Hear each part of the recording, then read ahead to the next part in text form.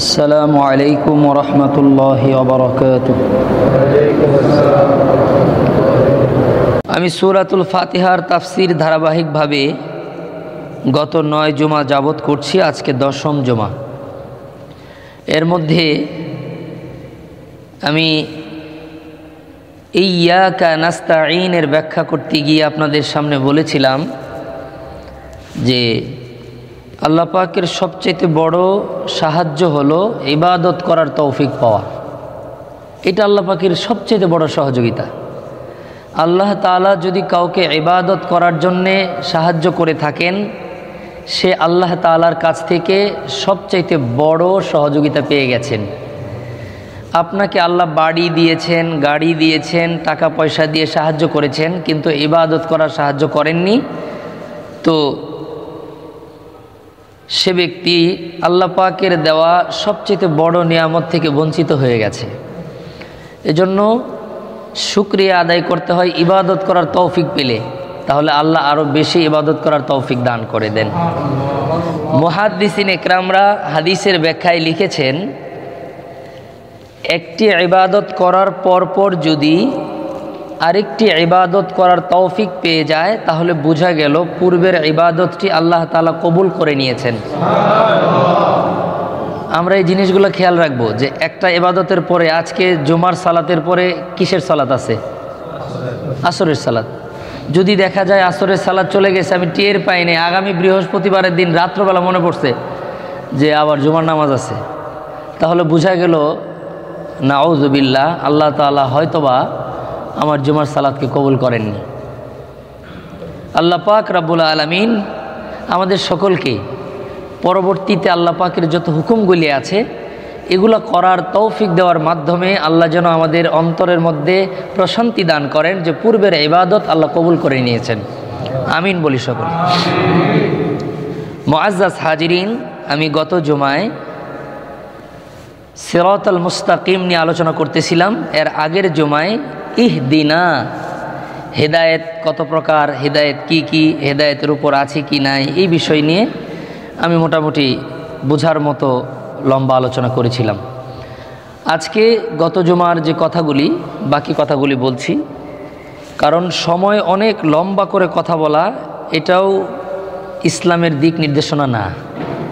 ইসলামের দিক নির্দেশনা হলো সময়কে মূল্যায়ন করা।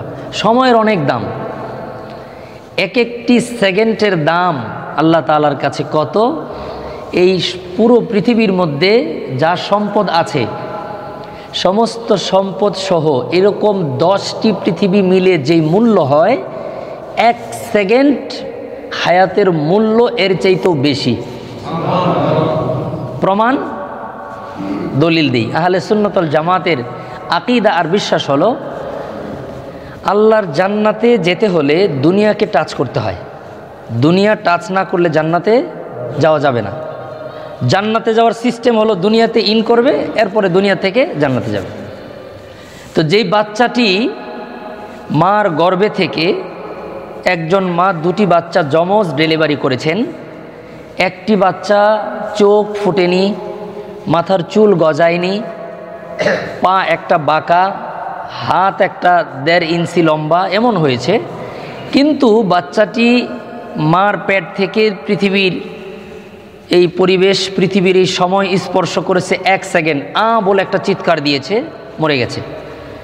আরেকটি বাচ্চা একই মার গর্ভে, সেই বাচ্চাটি পরিপূর্ণ, চোখ দুটো কমপ্লিট, মাথার চুল গজিয়েছে, হাত পাগুলি ফ্রেশ, চেহারা খুবই সুন্দর আকর্ষণীয়, কিন্তু দুনিয়ার হায়াত পায়নি, মায়ের পেটেই মারা গেছে, পৃথিবীতে আসেনি। আহলে সুন্নাত ওয়াল জামাতের আকীদা হলো, ওই অপরিপক্ষ প্রতিবন্ধী বাচ্চা যেটা 1 সেকেন্ড সময় পেয়েছে, তার জন্য জানাজা হবে, তার জন্য পুরুষ হলে 3 কাপড়, মেয়ে হলে 5 কাপড়, তার কবর হবে, কাফন দাফন সব কিছু হবে, কিয়ামতের ময়দানে আল্লাহ দয়া করলে সে জান্নাতে যাবে। আর যে বাচ্চাটি কমপ্লিট, সব ভালো, কিন্তু দুনিয়াতে হায়াত পায়নি, মার পেটেই মারা গেছে, আহলে সুন্নাত ওয়াল জামাতের আকীদা আর বিশ্বাস, এই বাচ্চাটির জন্য 5 কাপড় 3 কাপড়ের পার্থক্য দরকার নাই, জানাজা দরকার নাই, তাকে এমনিই মানব সন্তান হিসেবে তাকে দাফন করে দিবে কবরস্থানে। জানাজা হবে না, 3 কাপড় 5 কাপড়ের কোনো পার্থক্য তার জন্য নেই, তার জন্য জান্নাত জাহান্নামের কোনো অপশন নেই, কারণ সে দুনিয়া টাচ করেনি। ওলামা একরামের গবেষণালব্ধ তথ্য হলো এই যে 1 সেকেন্ড সময় শুধু টাচ করলো, কিয়ামতের ময়দানে এই প্রতিবন্ধী বাচ্চা যেটা ইনকমপ্লিট ছিল, সে যখন জান্নাতের সার্টিফিকেট পেয়ে যাবে, জান্নাতে যাওয়ার প্রবেশপত্র পেয়ে যাবে, আপনারা একটু চিন্তা করে ভাবুন যে এই বাচ্চাটির পৃথিবীতে কোনো ধরনের আমল, কোনো ধরনের কর্মকাণ্ডের সাথে সংশ্লিষ্ট সে ছিল না, শুধু 1 সেকেন্ড সময় পেয়েছিল। এটার কারণেই কিয়ামতের ময়দানে শুধুমাত্র সেই বিনা হিসাবে জান্নাতে যাবে তাই না, সে আল্লাহ পাকের হুকুমে, আল্লাহ পাকের অনুমতিক্রমে তার আব্বা আম্মাকে সুপারিশ করে জান্নাতে নিয়ে যাবে। তাহলে টোটাল সে যদি সবচাইতে কম দামের জান্নাতেও যায়, সেটাও এই পৃথিবীর 10 গুণের চাইতেও বড়। সুবহানাল্লাহ। তাহলে একটু চিন্তা করে দেখেন যে এই 1 সেকেন্ড সময়ের দাম বোঝা গেল এই পৃথিবীর সমস্ত সম্পদ সহ 10 গুণ করলে যা হয়, এর চেয়ে তো বেশি মূল্য 1 সেকেন্ড হায়াতের। আল্লাহ তাআলা আমাদেরকে হায়াতের মধ্যে বরকত দান করেন, সকলে বলুন আমিন। দুনিয়াতে বেঁচে থাকতে হবে, 1 মুহূর্ত বেশি বাঁচলেই লাভ, যদি ইবাদত করে, যদি ইবাদত করে। আল্লাহ যেন আমাদের সবাইকে নেক হায়াত দান করেন। তো আল্লাহ রাব্বুল আলামিন যেন দ্বীনি জায়গায়, দ্বীনি মজলিসে আমাদেরকে আগে আগে আসার তৌফিক দান করেন, সকলে বলে আল্লাহুম্মা আমিন। আমি গত জুমায় আপনাদের সম্মুখে ইহদিনাস সিরাতাল মুস্তাকিমের আলোচনা করতে গিয়া, সিরাতে মুস্তাকিম কাকে বলে, সিরাতাল মুস্তাকিমের অর্থ হলো সোজা পথ। এটার আমি 2টা উদাহরণ আপনাদের সামনে দিয়েছিলাম।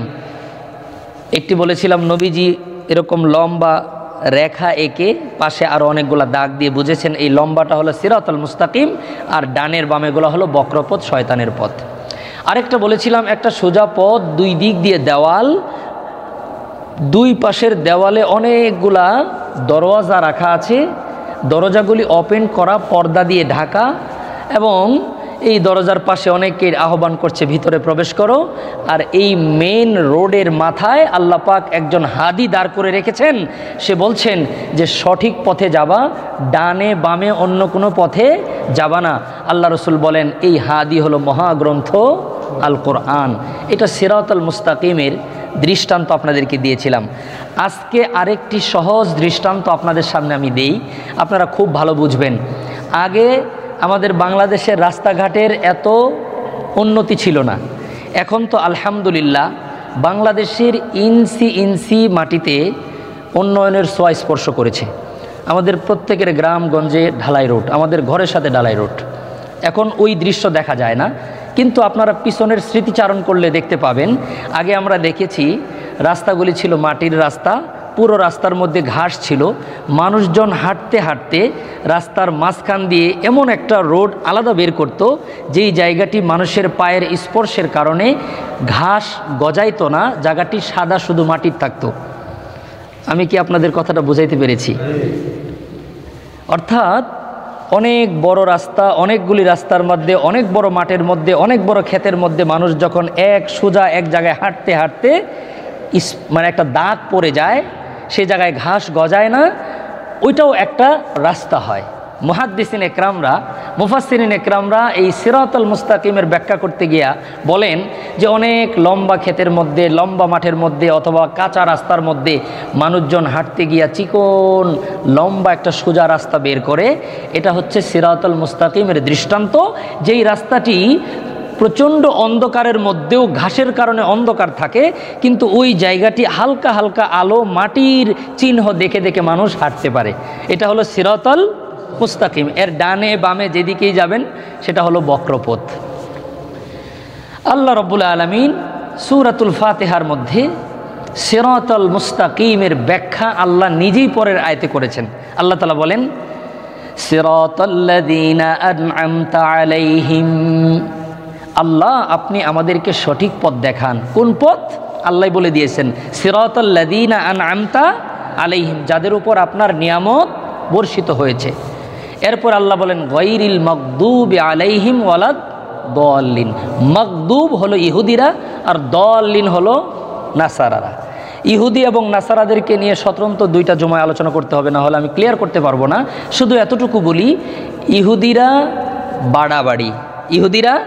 বাড়াবাড়ি আর খ্রিস্টানরা হলো সারাসারি, আল্লাহর হুকুমকে ছাড়তে ছাড়তে সব ছেড়ে দিয়েছে। ইহুদিরা বাড়াবাড়ি করতে করতে চূড়ান্ত পর্যায়ে চলে গেছে। আর রাসূলুল্লাহ বলেন, উম্মতি উম্মাতুন ওয়াসাত, আমরা হলাম মধ্যম পন্থা অবলম্বনকারী। সুবহানাল্লাহ। ওই যে যেমন বললাম, লম্বা রোড, লম্বা মাঠ, মাঝখান দিয়ে এই যে মানুষে হেঁটে যে রাস্তাটা বানায়, এটা কিন্তু সাইড দিয়ে হয় না। এটা খেয়াল করে দেখবেন, ঠিক মাঠের মাঝখান দিয়েও থাকে। আমাদের এই মাঠের মধ্যে হালকা হালকা পড়তেছে, মানুষজন এই আড়াআড়ি করে কিছু লোক যায়, দেখবেন একটা দাগ পড়ে গেছে। তো এটা হলো মধ্যম পন্থা। ইহুদিদের বাড়াবাড়িটা কি? ইহুদি ধর্মে কাপড়ের মধ্যে যদি নাপাক লাগে, এটা আর পবিত্র করার সিস্টেম নাই, এটা কেটে ফেলতে হয়, এটা ফেলে দিতে হয়। আর নাসারাদের কাছে নাপাক বলতে কোনো শব্দ নাই, প্রস্রাব লাগুক, পায়খানা লাগুক, যাই লাগুক, এগুলা পাক, এটাকে মানে পবিত্র করা না করার কোনো অপশন নেই। আর আল্লাহ তাআলা উম্মতে মুহাম্মদীকে সিরাতাল মুস্তাকিম, মধ্যম পন্থা দিয়ে আল্লাহ রসুলের মাধ্যমে আমাদেরকে জানিয়ে দিয়েছেন সব কিছুই পাক, কথাটা ঠিক না। নাপাক জিনিস আছে, নাপাক লাগবে, আবার লাগলে ওইটা ফেলে দিতে হবে, এটাও ঠিক না। নাপাক জিনিস পবিত্র পানি দিয়ে ধৌত করলে এটা পবিত্র হয়ে যায়। আল্লাহ আমাদেরকে মধ্যম পন্থা দিয়েছেন জীবনের সকল ক্ষেত্রে, মধ্যম পন্থা অবলম্বন করা, এটাই ইসলামের দিক নির্দেশনা, এটাই সিরাতাল মুস্তাকিম। আল্লাহ পাক এই আয়াতে বললেন, তাদের পথ যাদের উপর আপনার নিয়ামত বর্ষিত হয়েছে, আল্লাহর নিয়ামত যাদের উপর পড়েছে। নিয়ামত কারা পাইছে, এটার ব্যাখ্যা করতে গিয়ে আপনাদেরকে আমি বলেছিলাম, সূরা নিসা এর 69 নম্বর আয়াতের মধ্যে আল্লাহ তাআলা বলে দিয়েছেন, وَمَن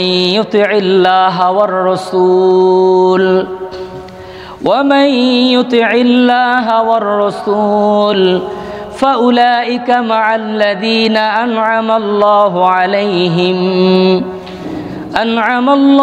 عَلَيْهِمْ مِنَ النَّبِيِّينَ وَالصِّدِّيقِينَ وَالشُّهَدَاءِ وَالصَّالِحِينَ। আল্লাহ পাক বলেন, নিয়ামত কারা পেয়েছে? এরা 4 প্রকার। 1 নাম্বার নবিয়্যিন, সিদ্দিকিন, শুহাদা, সালিহিন। নবিয়্যিন, নবী হওয়ার কোনো সুযোগ আর নেই, কারণ নবীর দরজা বন্ধ।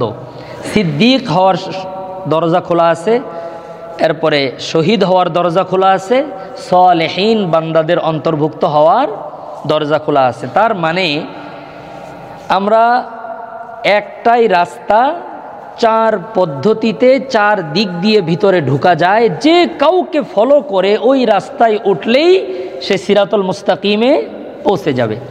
এটা বলতে গিয়ে আপনাদেরকে বলেছিলাম, 10 জন ব্যক্তিকে আল্লাহ রাব্বুল আলামিন এই পৃথিবীর মধ্যে জান্নাতের সুসংবাদ দিয়েছিলেন।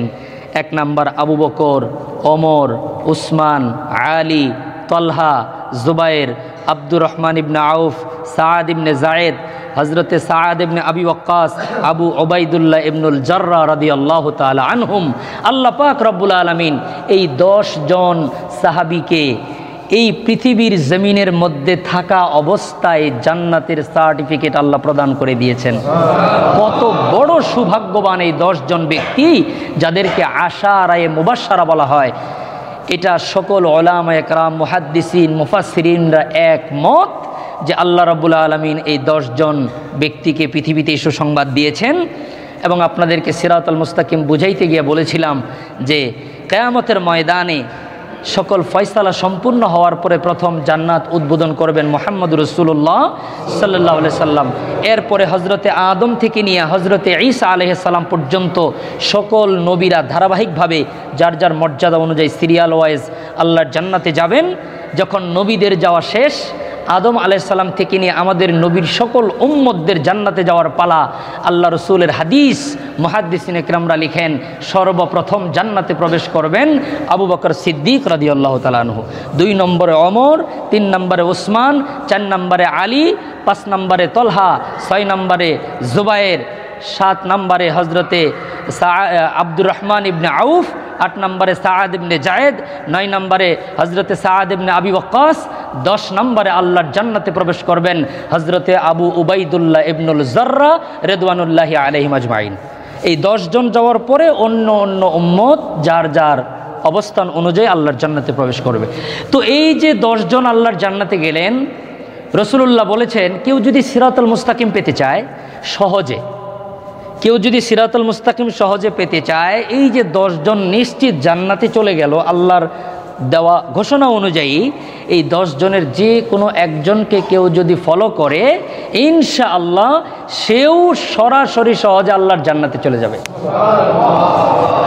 এবং বলেছিলাম আবু বকর রাদিয়াল্লাহু তাআলা আনহুর কথা, এজন্য যে উনি তো জান্নাতে তো যাবেনই যাবেন, নবী করিম সাল্লাল্লাহু আলাইহি সাল্লামের পাশের প্লটটাই জান্নাতে তার জন্য বরাদ্দ করা হয়েছে একেবারে নবীর সাথে। তো এজন্য যারা আবু বকর মার্কা ঈমানওয়ালা হবে, হযরত আবু বকরের মতো আমালওয়ালা হবে, আল্লাহ রাব্বুল আলামিন জান্নাতের বাড়িটাও নবী করিম সাল্লাল্লাহু আলাইহি সাল্লামের বাড়ি যেই সেক্টরে, যেই রোডে, যেই ব্লকে, ইনশাআল্লাহ আবু বকরের মতো যদি ইমানদার হওয়া যায় আল্লাহ তাআলা তার বাড়িটাও জান্নাতে নবীর বাড়ির কাছেই করে দিবেন। এই দরজা এখনো খোলা আছে, এটা বন্ধ করে আল্লাহ দেননি, কিন্তু হতে হবে কার মতো? আবু বকরের মতো। এটা বুঝাইতে গিয়ে একটা হাদিস বলতে গিয়ে পুরো হাদিস আমি আপনাদেরকে শোনাইতে পারিনি, আজকে হাদিসটা শেষ করে আলোচনা শেষ করছি। মদিনার মসজিদে নবী করিম সাল্লাল্লাহু আলাইহি ওয়াসাল্লাম কে একদিন প্রশ্ন করা হলো, নবী গো আপনি কি পছন্দ করেন? মানে সাহাবীদের আগ্রহ ছিল নবী যেটা পছন্দ করে ওইটা আমরা করব। তখন নবী করিম সাল্লাল্লাহু আলাইহি ওয়াসাল্লাম 3টা পছন্দের কথা বলেছিলেন। قال النبي صلى الله تعالى عليه وسلم حبب إلي من دنياكم ثلاث। নবীজি বলেন হুব্বিবা ইলাইয়া মিন দুনিয়াকুম সালাস, তোমাদের দুনিয়া থেকে আমার কাছে 3টা জিনিস প্রিয়। শব্দগুলো খেয়াল করবেন, আল্লাহ রসুল বলে নাই আমাদের এই দুনিয়ার থেকে আমার কাছে 3টা জিনিস প্রিয়। নবী কি বলছেন? হুব্বিবা ইলাইয়া, আমার কাছে প্রিয়, দুনিয়াকুম, তোমাদের দুনিয়ার, সালাস, 3টা জিনিস। অর্থাৎ নবীজি এই পৃথিবীকে আমাদের পৃথিবী, আমার পৃথিবী এটা উল্লেখই করেন নাই, কারণ এটা লম্বা ব্যাখ্যা, আমি এক কথায় প্রকাশ করছি। আপনি সৌরজগৎ থেকে যদি পৃথিবীর দিকে তাকান তাহলে পৃথিবী কিছুই না, পৃথিবী তাহলে কিছুই না। 7 তবক আসমান জমিনের উপরে জান্নাতুল ফেরদাউস থেকে এটার দিকে তাকাইলে এটা কিছুই না। জান্নাতের তুলনায় এটার দাম, এটার মূল্য আল্লাহ তার রসুল বলেছেন মাছি অথবা মশার পাখার সমতুল্যও না। অতএব এই দুনিয়া আমার বাড়ি, আমার গাড়ি, আমার এই, আমার সেই, এটা ইসলামের পরিভাষা না। এজন্য দেখবেন ভদ্রলোকরা যদি জিজ্ঞেস করেন সন্তানাদি কয়জন, বলে আল্লাহর মাল 2 জন। এরকম কিছু কথা লোক বলে না যে আল্লাহর মাল 2 জন, বলতেছেন এই বাড়ি টাকার যে আল্লাহ আমাকে দিছেন। এগুলা কিন্তু খুব চমৎকার পরিভাষা। এই পরিভাষা ব্যবহারের দ্বারা আপনি চিন্তা করতে পারবেন না আপনার অবস্থান আল্লাহ কত উপরে নিয়ে যাবে, কল্পনাই করতে পারবেন না। আল্লাহ খুশি হয়ে যায় যে ও তার বলল না। আমরা অনেকেই বলি আমাকে আল্লাহ 2 সন্তান দিয়েছে, বা আমার 2 ছেলে আমাকে আল্লাহ দিয়েছে, এটা বলছি না। অনেকে বলে যে আমার 2 ছেলে, আমার 3 মেয়ে, আমার 4 মেয়ে, আমার তো 4 জন পোলাপানকে আমি PhD হোল্ডার বানিয়েছি। এই যে আমার 4 জন, আমার 2 জন, আমার 1 জন, আমার 6 জন, এই যে আমার শব্দ, এগুলো না বলে আমরা বলবো আল্লাহ আমাকে 2 জন সন্তান দিয়েছেন, আল্লাহ আমাকে 5 জন সন্তান দিয়েছেন, আল্লাহ আমাকে 1 জন দিয়েছেন, আল্লাহর মাল, আল্লাহর বাড়ি আল্লাহ আমাকে দিয়েছেন। এইভাবে ব্যবহার করলে আল্লাহ তাআলা এত খুশি হন, আল্লাহ তাআলা ওই নিয়ামতকে আরও বাড়ায় দিবেন। সন্তানাদির নেক হায়াতকে আল্লাহ বাড়ায় দিবেন, সন্তানাদিকে সুস্থ রাখবেন, পিতামাতার বাধ্যগত সন্তান করে দিবেন, এবং সন্তানরাও শিখবে যে আমি আমার বাবার না, আল্লাহ আমাকে পাঠাইছে আমার বাবার ঘরে, ওর সাথে আল্লাহর একটা পরিচয় হয়ে যাবে। আল্লাহ আমাদের তৌফিক দান করেন। এজন্য রসুল বললেন হুব্বিবা ইলাইয়া মিন দুনিয়াকুম, তোমাদের এই দুনিয়ার থেকে আমার 3টা জিনিস ভালো লাগে। 1 আত্তিব ওয়ান নিসা ওয়া জুইলাত কুররাতু আইনি। 1 নাম্বার হলো সুগন্ধি, 2 নাম্বার নেককার স্ত্রী, 3 নাম্বার হলো ওয়া জুইলাত কুররাতু আইনি ফিস সালাহ, নামাজের মাধ্যমে চক্ষুকে শীতল করা। সুবহানাল্লাহ। কেউ যদি মনে করে যে আমি সুগন্ধি বলতে বোঝায় দুর্গন্ধ মুক্ত থাকা, আমার শরীর থেকে এমন কোনো দুর্গন্ধ বের হবে না যেন অন্য মুসলমান ভাই কষ্ট পায়।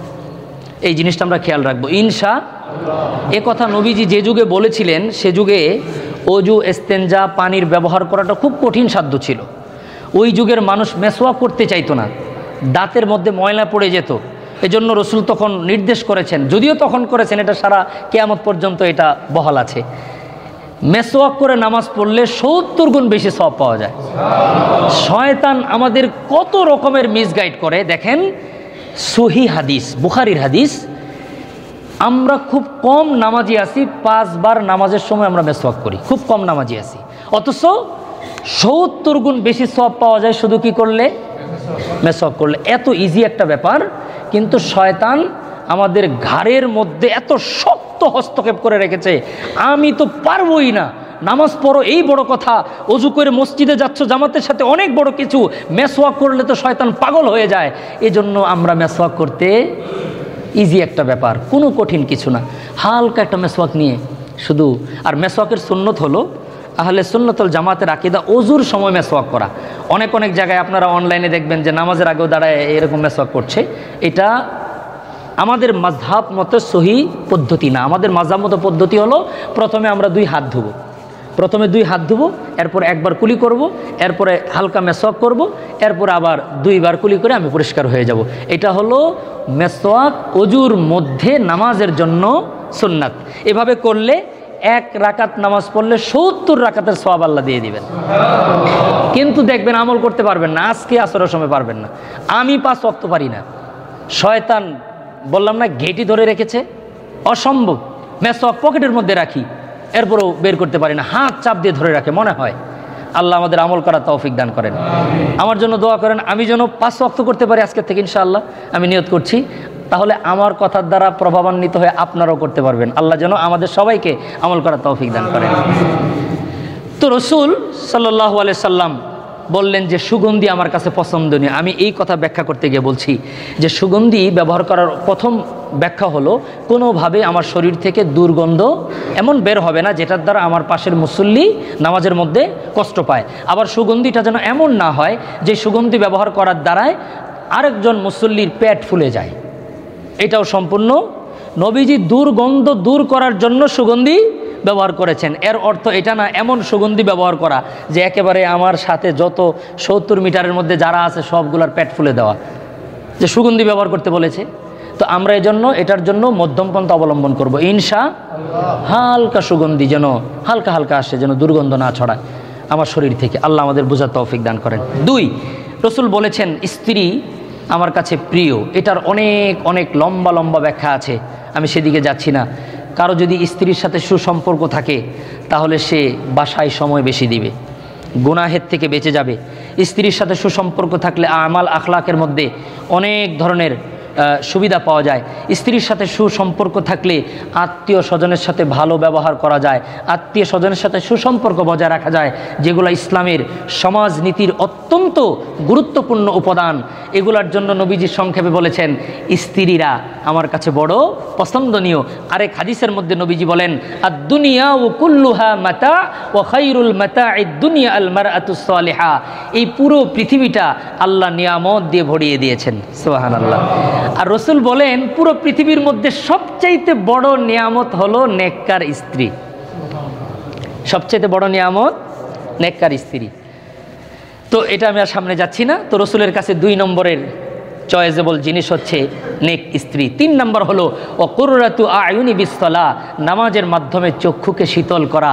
যদি কারো নামাজ পড়তে ভাল লাগে, নামাজ না পড়তে অস্বস্তি বোধ হয়, নামাজ একদিন ভুলে এশার নামাজ পড়েন নাই, রাত্রে বিছানায় গিয়েছেন, ঘুম ধরছে না, কারণ খুঁজে পাচ্ছেন না, আপনি বারবার চেষ্টা করছেন, ডিম লাইটটাও নিভিয়ে দিয়েছেন, খুব নিরিবিলি ঘুমানোর চেষ্টা করছেন, ঘুম আসছে না, অনেকক্ষণ পর টের পেলেন যে আজকে তো আমি এশার নামাজ পড়ি নাই, এজন্য ঘুম ধরছে না। এরপরে উঠলেন, ওযু করলেন, এশার নামাজ পড়ে ঘুমাইলেন, বুঝবেন আপনাকে আল্লাহ তাআলা অনেক দামি ঈমান দান করেছেন।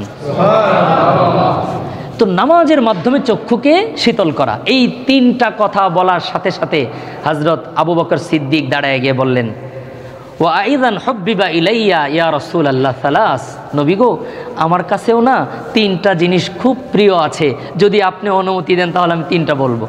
রসুল বললেন বলেন। قال أبو بكر الصديق رضي الله تعالى عنه حبب إلي من ثلاث নবী গো আমার কাছেও তিনটা জিনিস বড় প্রিয়। এক নাম্বার হলো আন-নাজরু ইলা ওয়াজহিক ওয়া ইনফাকু মালি আলা আমরিক ওয়া বিনতি ফি বাইতিক। তিনটা জিনিস আমার পছন্দনীয়। এক নাম্বার হলো আপনাকে চেয়ে চেয়ে দেখা। সুবহানাল্লাহ, নবীকে চেয়ে দেখা, এটা আবু বকরের কাছে সবচেয়ে প্রিয় ছিল। এমন লম্বা ব্যাখ্যা আছে হাদিসে যে খিদা লাগলে আবু বকর নবীর দরজায় গিয়ে দাঁড়ায় থাকতেন। নবীজি বের হলে আবু বকর বলেন রাসূলুল্লাহকে দেখার সাথে সাথে আমার খিদা নিবারণ হয়ে যেত। আপনি বুঝেন এটা কি? আর আমরা পেটে খিদা থাকলে কত রকমের ব্যাখ্যা দেই। পেটে খিদা থাকলে নামাজ ভাল লাগে না, পেটে খিদা থাকলে কোরআন শরীফ তেলাওয়াত ভাল লাগে না, পেটে খিদা থাকলে কিচ্ছু ভাল লাগে না, পেটটাই দুনিয়ার সব কিছু। এই ধরনের ব্যাখ্যা আমরা দুর্বল ইমানওয়ালারা করে থাকি। আবু বকর বলেন আমার প্রচণ্ড খিদা লাগতো, ঘরে খাবার নাই, কেমনে কি করি? তখন আমি নবীজির কাছে চলে যেতাম, নবীকে দেখতাম, নবী টের পেত না, কিন্তু নবীকে দেখার সাথে সাথে আমার পেট ভরে যেত, শরীরে শক্তি সঞ্চার হতো। এটা ছিল ঈমান। এটার ব্যাখ্যা করতে গিয়ে একটা হৃদয়স্পর্শী কথা আপনাদের পয়েন্ট শুনিয়েছিলাম। আবু বকর বলেন আমি সারা জীবন নবীর কাছে ছিলাম, কিন্তু নবীকে মন ভরে দেখব এই ফুরসত আমার মিলতো না। নবী অনেক ব্যস্ত থাকতেন, আমি নবীর পিছে বসে থাকতাম, নিচের দিকে চেয়ে চেয়ে ইস্তেগফার পড়তাম, দরুদ পড়তাম, কিন্তু নবীর চেহারা দেখতে গেলে তো সামনে থাকতে হয়, আমি সবসময় সুযোগ পেতাম না। আর লজ্জাও চেহারা বারবার দেখব, এটা শরমত করে একজনের মুখের দিকে চেয়ে থাকা, উনি যদি চোখে চোখ পড়ে যায় লজ্জাও লাগে, এজন্য দেখতে পেতাম না। আল্লাহর কাছে বলতাম আল্লাহ আমি আপনার হাবিবকে একটু মন ভরে দেখতে চাই, আমাকে একটু জায়গা করে দেন না। হয়তোবা আবু বকর বলেন যখন আল্লাহ রসুল হিজরত করে মক্কা থেকে মদিনায় যান, আল্লাহ পাক মেরাজে নবীকে এক মুহূর্তের মধ্যে দুনিয়ার থেকে বাইতুল্লাহ থেকে বাইতুল মুকাদ্দাস থেকে আরশে আজিমে নিয়ে যায়। সেই আল্লাহ চাইলে মক্কা থেকে মদিনায় 1 সেকেন্ডের মধ্যে নিয়ে যেতে পারতেন, এটা কোনো বিষয় ছিল না। আবু বকর বলেন আমার দিল সাক্ষী দেয় আমার আল্লাহ 3 দিন 3 রাত 63 বছরের জিন্দিগি থেকে আল্লাহ আমাকে দিয়ে দিয়েছিলেন। আমার রসুল আমার রানের মধ্যে মাথা রেখে ঘুমাইতো, আমি মন ভরে আমার রসুলকে দেখতাম, আমি হৃদয় উজাড় করে নবীকে দেখেছি। এই সুখে আমি কেঁদে দিয়েছিলাম, আমার চোখের পানি নবীর চেহারায় পড়েছিল। নবী আমাকে বলল আবু বকর বাড়িঘর ছেড়ে চলে যাচ্ছে, এজন্য কাঁদছো? আমি বলছি না গো রসুল, এজন্য কাঁদি না, আমি এমনিই কাঁদতেছিলাম। মুআজ্জাজ হাজিরিন, আবু বকর বলেন আমার আশা পূরণ করেছে। নবীজির হায়াতের দাম কত? 3 দিন 3 রাত আল্লাহ জাবালে সুরের মধ্যে আমাকে দিয়ে দিয়েছিলেন। আমি মন ভরে 24 ঘন্টা হৃদয় উজাড় করে আমার রসুলকে আমার কোলে নিয়ে আমি দেখেছি। সুবহানাল্লাহ। দ্বিতীয় নাম্বার উনি বলেন আমার মন পছন্দ করে এটা নবী গো যে আপনার কথা মতো আমার মাল খরচ করি। আবু বকর বলেন আমার মৃত্যুর আগ পর্যন্ত আমার জীবনটা এমন ছিল, আমার কিচ্ছু ছিল না, আমি টোটাল সম্পত্তি আমার রসুলের জন্য আমি দান করে দিয়েছিলাম। 3 নাম্বার আমার মেয়ের বিয়ের ব্যাপারে আমার দিলের মধ্যে আশা ছিল, কিন্তু এটা তো লোক সমাজে বলা যাচ্ছে না। আয়েশার সাথে নবীজির বিয়ে হবে এটা কেমনে বলি? আমার মনের তামান্না ছিল নবীর মেয়েকে বিয়ে করব, সেটাও পারি নাই, নবীর মেয়ে ছিল না। ওমর আর আবু বকর মিলে বলে উসমান আলী তো নবীর 2 মেয়ে বিয়ে করেছে, তাহলে আমরা 2 জন নবীজির কাছে 2 মেয়ে বিয়ে দিই। হজরতে হাফসা ইবনে ওমর, হজরত ওমরের মেয়ে হাফসাকে তো ওমর বিয়ে দিয়ে দিয়েছেন, ওইটা মিলে গিয়েছিল। আয়েশা তো ছোট, কেমনে দিবে? আবু বকর বলেন যে আমার দিলের তামান্না, আমার চোখের পানি আমার রব কবুল করেছেন। জিবরাইলের মাধ্যমে আল্লাহ ঘোষণা দিয়েছেন যে আয়েশা নবীর বিবি। সুবহানাল্লাহ। আয়েশার সাথে নবীর বিয়ের অনেক ইতিহাস আছে, আমি আরেকদিন বলবো সুযোগ পেলে। শুধু এতটুকু জেনে রাখেন আবু বকরের দোয়ার কারণে আল্লাহ তাআলা, আবু বকরের চোখের পানির কারণে, আবু বকরের স্যাক্রিফাইসের কারণে সারা জীবনের তামান্না ছিল নবীর কন্যা বিয়ে করবেন, পারেন নাই, চেয়েছেন মেয়ে বিয়ে দিবেন, এটাও সুযোগ হচ্ছিল না। আল্লাহ তাআলা তার দোয়া কবুল করে আম্মাজান আয়েশা নবীর বিবি। এর অনেকগুলো কারণের একটা কারণ এটা যে আয়েশা সিদ্দিকার বিয়ে আবু বকরের দোয়ার ফসল। সুবহানাল্লাহ। হজরতে আবু বকরের 3টা শেষ হতে না হতে হজরতে ওসমান বলতেছেন নবী গো অনুমতি দিলে আমি আমার 3টা পছন্দের কথা বলবো। হজরতে ওসমানকে অনুমতি দেওয়া হল। হজরত ওমর বললেন ইয়া রাসূলুল্লাহ আমার কাছেও 3টা জিনিস পছন্দনীয়। নবী বললেন বলেন। হজরত ওমর বলেন আল আমরু বিল মারুফ ওয়ান নাহয়ু আনিল মুনকার ওয়া সাওবুল খাল। হজরত ওমর বলেন ইয়া রাসূলুল্লাহ মানুষকে সৎ কাজের আদেশ করা, অসৎ কাজে নিষেধ করা, পুরনো কাপড় পরা, এই 3টা জিনিস আমার কাছে খুব পছন্দনীয়। যারা প্রভাবশালী আছে, যারা প্রশাসনিক দায়িত্বে আছে, তারা মানুষকে আদেশ দিতে পারে সৎ কাজ করার জন্য। হযরত ওমরের সাথে মিল রেখে এই আদেশটাও কিয়ামতের ময়দানে ওমরের সাথে জান্নাতে যাওয়ার কারণ হয়ে যাবে। ওমরের প্লটটাও জান্নাতে আবু বকরের পিছনেই, সুবহানাল্লাহ।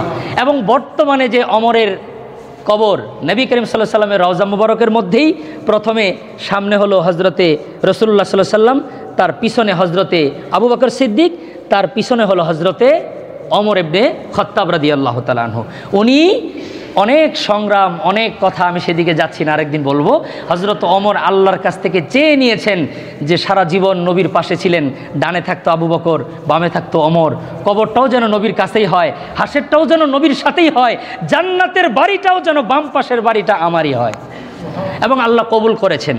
যারা ওমরকে ফলো করবে কিয়ামতের ময়দানে জান্নাতেও ওমরের যেই সেক্টর, যেই সেকশন, যেই ওয়ার্ড, যেই ব্লক, সেখানেই তার জান্নাতের বাড়ি, জান্নাতুল ফেরদাউসে আল্লাহ তাকে দান করবেন।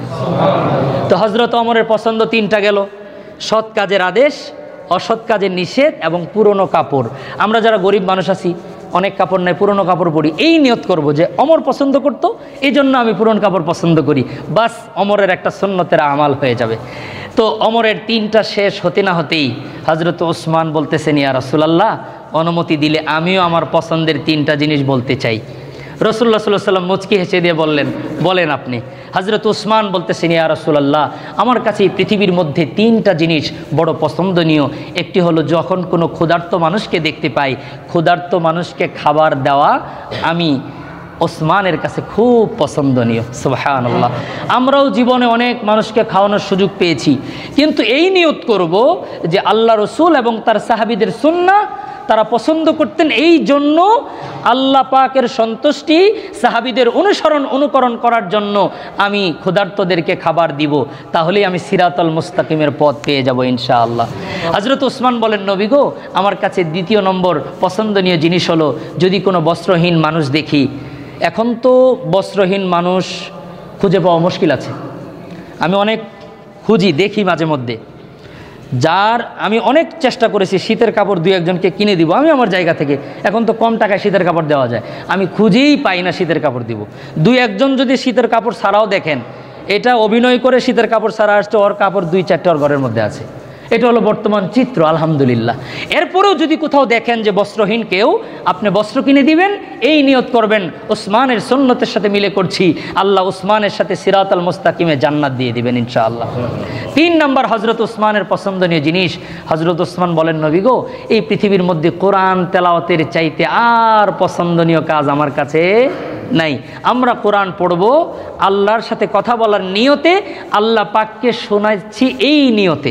কোরআন তেলাওয়াতের কিছু আদাব আছে।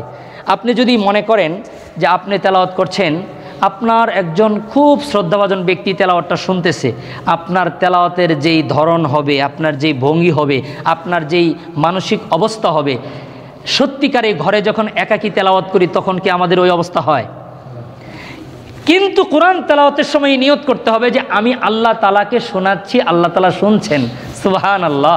কোরআন পড়ার সময় এই জিনিস আমার মস্তিষ্কে আনতে হবে, আমি কোরআন পড়ছি, শুনতেছেন কে? আল্লাহ। আল্লাহকে শোনাচ্ছি। ভাব গাম্ভীর্যতা, ধীরস্থিরতা, তারতিল, খুলুসিয়ত অনেক আসবে। 1 পৃষ্ঠা তেলাওয়াত করবেন, 1000 খতমের চাইতে বেশি নেকি আপনার অ্যাকাউন্টে জমা হবে। কেমনে? আল্লাহ তো ওজন করবেন, আপনার এই তেলাওয়াতটা অনেক ভারী হয়ে গেল, এই তেলাওয়াতটা অনেক ভারী হয়ে গেল। আর সমানে পড়লেন ডিজিটাল কায়দায়, 4G গতিতে, কে শুনলো না শুনলো, কেউ আসে না নাই, দেখলেন না ডান বাম।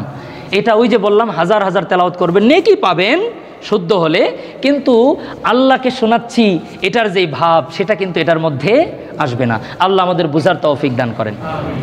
হযরতে আলী রাদিয়াল্লাহু তাআলা দাঁড়ায় বললেন, নবী গো, আবু বকর 3টা বলল, ওমর 3টা বলল, ওসমান 3টা বলল, আপনিও বললেন, আমাকে যদি অনুমতি দেন আমিও আমার 3টা পছন্দের কথা বলতে চাই। নবী বললেন, বলেন। হযরতে আলী বলেন, ইয়া রাসূলুল্লাহ, মেহমানকে ইকরামুদ দাইফ, মেহমানকে সম্মান করা, মেহমানকে মেহমানদারি করা, এটা আমার কাছে খুব পছন্দনীয়। সুবহানাল্লাহ। এটা সকল নবী পয়গম্বরদের সুন্নত। এটা আলহামদুলিল্লাহ এটা আমাদের মধ্যে আছে, কিন্তু অনেকে নিয়তটা করি না। নিয়ত করি না কেমনে বললাম, সবাই এখন কারো বাসায় গেলে কফি, চা, বিস্কিট একটা না একটা কিছু দিবেই, এটা আছে আলহামদুলিল্লাহ। কিন্তু এই নিয়ত কমই করি যে আমি মেহমানদারি এজন্য করছি, সাইয়েদানা ইব্রাহিম আলাইহিস সালাম এটা করেছেন, আমাদের রসুল এটা করেছেন, আবু বকর, ওমর, উসমান করেছেন, আলী এটাকে সবচাইতে পছন্দ করতেন। এই ধরনের মানসিকতা পোষণ করে মেহমানদারি করার লোক সমাজে কম আছে। কারণ কি, শয়তান ধোঁকা দিচ্ছে, আপনি মেহমানদারি করছেন, শয়তান তো পাগল হয়ে যাচ্ছে, ও তো এই মেহমানদারি দিয়েও জান্নাতে চলে যাবে, এটা তো হতে দেওয়া যাবে না, এজন্য ওর মন মানসিকতা থেকে এটা সরায় দাও। কি ঢুকায় দাও? যে অমকের বাসায় গেছিলাম, খালি মুখে ফিরাই দিস। এই লজ্জা থেকে বাঁচার জন্য কিছু না কিছু খাওয়াই দেই। এটা হলো শয়তানের কাজ। আর মুসলমানের কাজ হলো আমি মেহমানদারি অবশ্যই করব আল্লাহর সন্তুষ্টির জন্য, নবী এবং সাহাবীদের অনুসরণ করার জন্য আমি করব মেহমানদারি। আল্লাহ আমাকে জান্নাতে যাওয়ার উপকরণ বানায় দিবেন।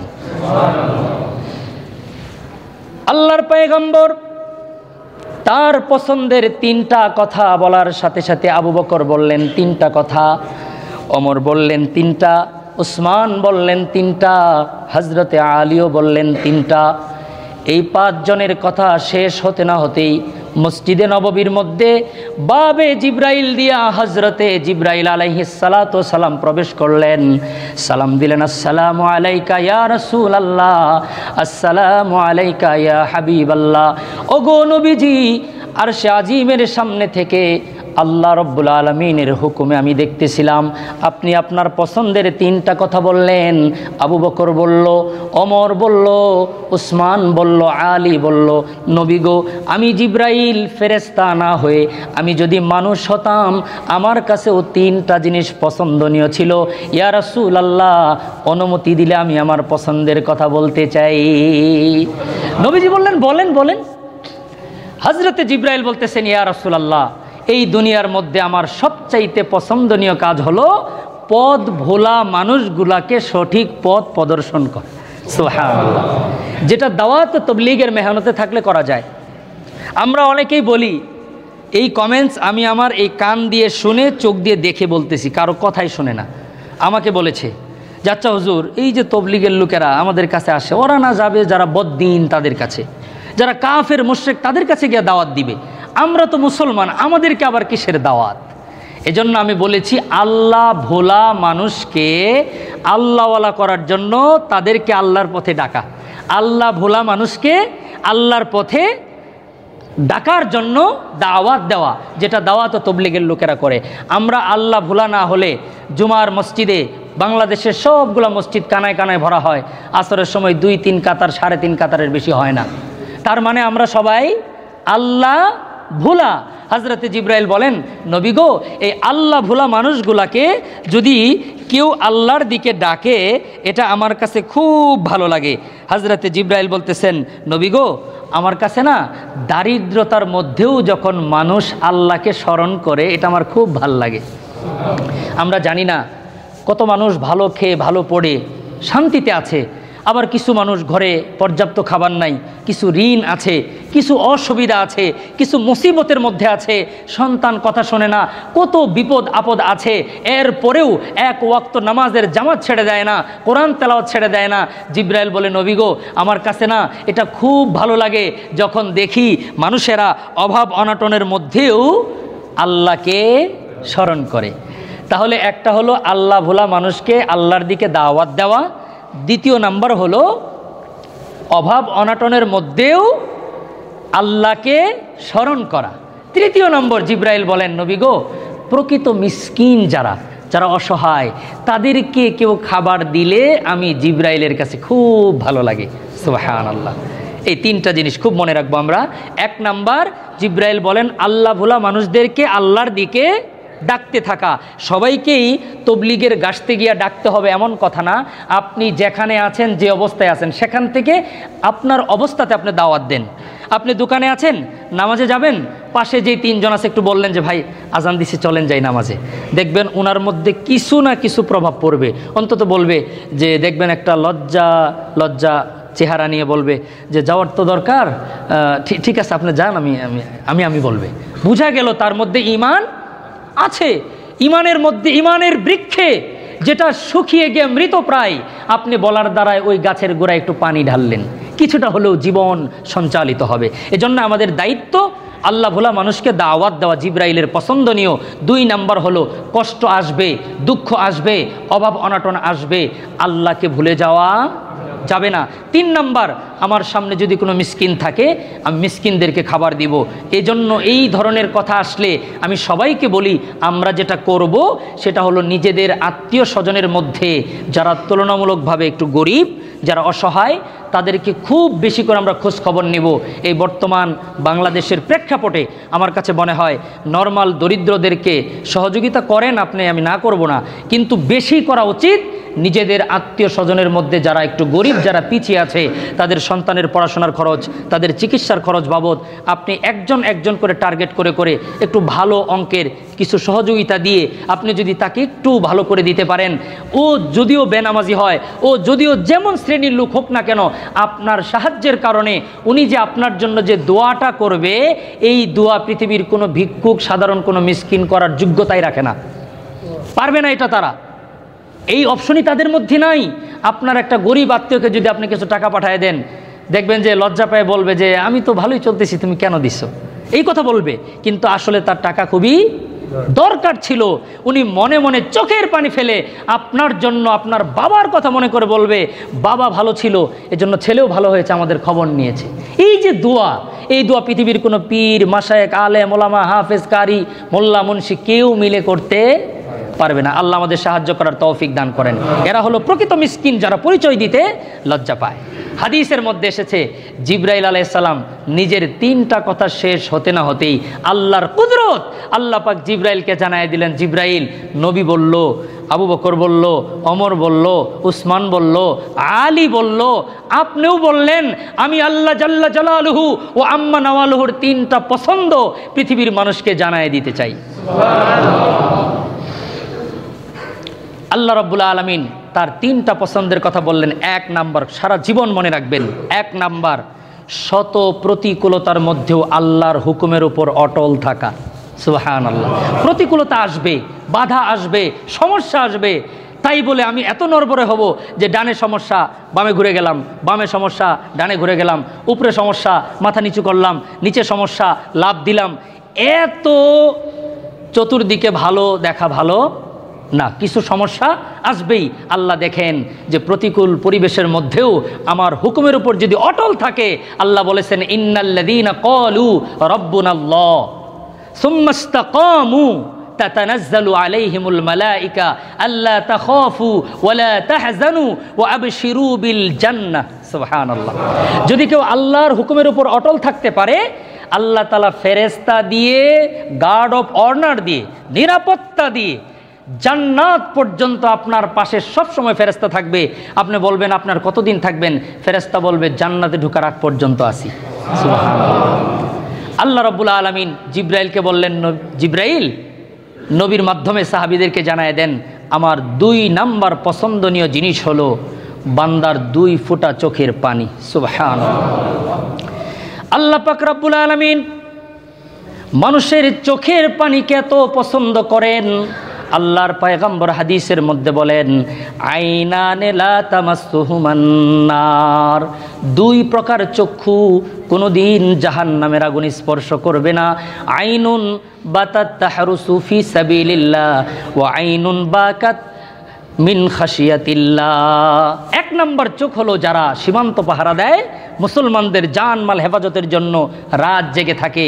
আনসার, বিজিবি, পুলিশ, এরপরে হচ্ছে আপনার বিভিন্ন আইন শৃঙ্খলা রক্ষাকারী বাহিনী, যারা রাত জেগে জেগে মুসলমানদের জানমালকে হেফাজত করে, যদি এই নিয়ত করে যে শুধুমাত্র পেশাদারিত্ব না, এটা আল্লাহর মাখলুকদের নিরাপত্তার জন্য রাত জেগে আছি, রসুল বলেন ওই চোখ জাহান্নামের জন্য হারাম। 2 নাম্বার রসুল বলেন, আল্লাহর পয়গম্বর বলেন, আল্লাহ রাব্বুল আলামিন ওই চোখকেও কখনো জাহান্নামে দিবেন না যেই চোখ নীরবে, নিভৃতে, গোপনে আল্লাহর ভয়ে চোখের পানি ফেলতে পারে। সুবহানাল্লাহ। আল্লাহর ভয়ে, জাহান্নামের ভয়ে পাহাড় ক্রন্দন করে। সূরাতুল বাকারার 74 নম্বর আয়াতের মধ্যে আল্লাহ তাআলা বলেন, সুম্মা কাসাত কুলুবুকুম মিন বাদি যালিকা ফাহিয়া কাল হিজারাতি আও আশাদ্দু কাসওয়া ওয়া ইন্না মিনাল হিজারাতি লামা ইয়াতাফাজ্জারু মিনহুল আনহার ওয়া ইন্না মিনহা লামা ইয়াশাক্কাকু ফায়াখরুজু মিনহুল মা ওয়া ইন্না মিনহা লামা ইয়াহবিতু মিন খাশিয়াতিল্লাহ। আল্লাহ পাক কোরআনে বলেছেন সূরাতুল বাকারার ৭৪ নম্বর আয়াত পড়েন, আপনার মাথা ঘুরে যাবে। আল্লাহ বলেছেন কি, এই পৃথিবীর মধ্যে অনেক পাথর আছে, পাহাড় পর্বত আল্লাহর ভয়ে, জাহান্নামের ভয়ে ক্রন্দন করে। সুবহানাল্লাহ। আমার সুযোগ হয়েছে, আপনারা অনেকেই ঘুরেছেন বিভিন্ন পাহাড়ে, হিমসরি পাহাড়ে গিয়েছেন, সিলেটের বিভিন্ন পাহাড়ে গিয়েছেন, পাহাড় থেকে পানি আসে। কোরআন সাক্ষী, সূরাতুল বাকারার ৭৪ নম্বর আয়াত আল্লাহ বলেন যে এই পাহাড়গুলি জাহান্নামের ভয়ে ক্রন্দন করে। আর নির্লজ্জ মুসলিম জাতি, যুবক যুবতীরা জাহান্নামের ভয়ে পাথর কাঁদে, আর ওই চোখের পানির মধ্যে গোসল করতে আমি চোখে দেখেছি। নাউজুবিল্লাহ বলেন। আপনি যাবেন পাহাড় দেখতে, পানি দেখবেন, ওই চোখের পানি দেখে মুসলমানের চোখে পানি আসার কথা ছিল যে আল্লাহ, এই জাহান্নামের ভয়ে পাথর কাঁদছে আর এই পাথরের পানিতে ঝর্ণা প্রবাহিত হচ্ছে। আল্লাহ, আমার দিল এত শক্ত কেন? আল্লাহ, আমি জাহান্নামের ভয়ে কেন কাঁদতে পারি না? অথচ রাসূলুল্লাহ বলেছেন জাহান্নামকে নিভাইতে পারে একমাত্র চোখের পানি। চোখের পানির এত পাওয়ার। এজন্য যখন মোনাজাতে কাঁদবেন, অনেকেই কাঁদলে টিস্যু দিয়ে চোখের পানি মুছে ফেলে। এটা প্রাসঙ্গিক কারণে আসলে জন্য বলছি, চোখের পানি আসলে কখনো মুছবেন না, এই পানি দিয়ে চেহারাকে মুছে ফেলবেন, চেহারার মধ্যে রেখে দিবেন এই পানি। এই পানির অনেক দাম।